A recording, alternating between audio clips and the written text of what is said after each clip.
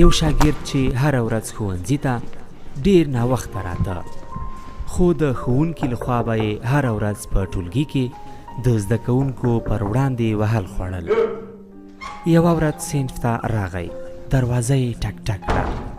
ښوونکي اجازه ورکړه. شاګرد د استاد مخې ته په ډېرې عاجزۍ ودرېده. ښوونکي پوښتنه وکړه، ولې دومره ناوخته راغلې؟ ماشوم له ډېرې ویرې خبرې ونه شوې کړی او کوچنی لاس یې د استاد لښتې ته ونیوه. استاد هم شړک ورکړ او ورته یې وویل، کښېنه. کوچنی ماشوم په خپل ځای غلی په سوچونو کې کښېناسته. د وخت په تېرېدو سره ښوونځی رخصت شو. بله ورځ بیا هم شاګرد ناوخته شو.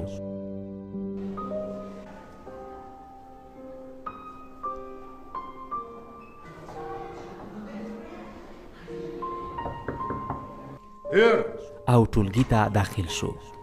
کوچنی زده کوونکی په ډېرې عاجزۍ یو ځل بیا د ښوونکي مخ ته راغی او ودرېده.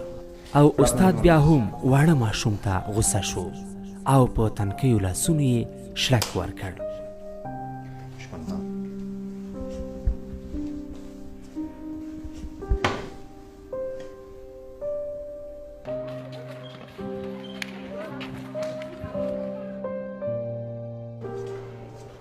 د وخت په تېرېدو سره درېیمه ورځ هم کوچنی ماشوم ناوخته کړ.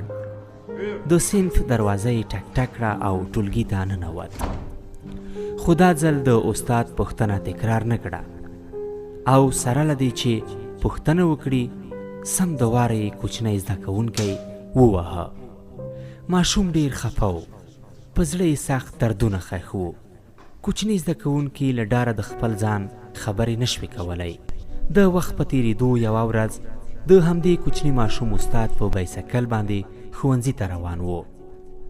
خو تېرو ورځو ته په کتو ماشوم نن له کوره لږ وختي خپل پلار چې معیوب و او د کار زیات توان یې نه درلود، ماشوم به هره ورځ خپل پلار په لاسي ګډۍ کې روغتون ته بیوه تر څو هلته ډاکټران یې وګوري.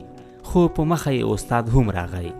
استاد پیښه له نږدې وڅارله چې ګوري هغه خواږه ماشوم خپل پلار هر سهار روغتون ته بیایي او ښوونځی پرې ناوخته کیږي او هلته هره ورځ وهل خوري.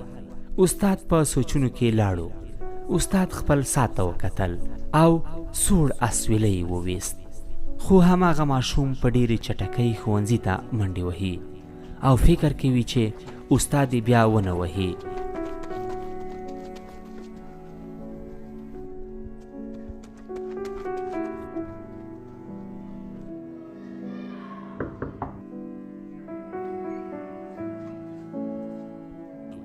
دا ځل ماشوم له اوله سترګې ښکته نیولې وې. استاد ته یې سترګې ورپورته کړې. استاد ډېر خفه شو او ښه شېبه غلی و. ماشوم لاس پورته کړ او د استاد مخې ته یې ونیوه. خو استاد دا ځل لښته د ماشوم په لاس کې ورکړه. ماشوم ډېر حیران شو.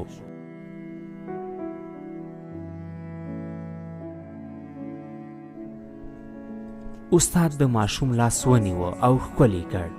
په غېږه کې په ځان پورې ټینګ ونیوه او له سترګو یې اوښکې روانې شوې. که تاسې یوټیوب چینل کاروئ نو زموږ چینل در سره هم سبسکرایب کړئ. مننه.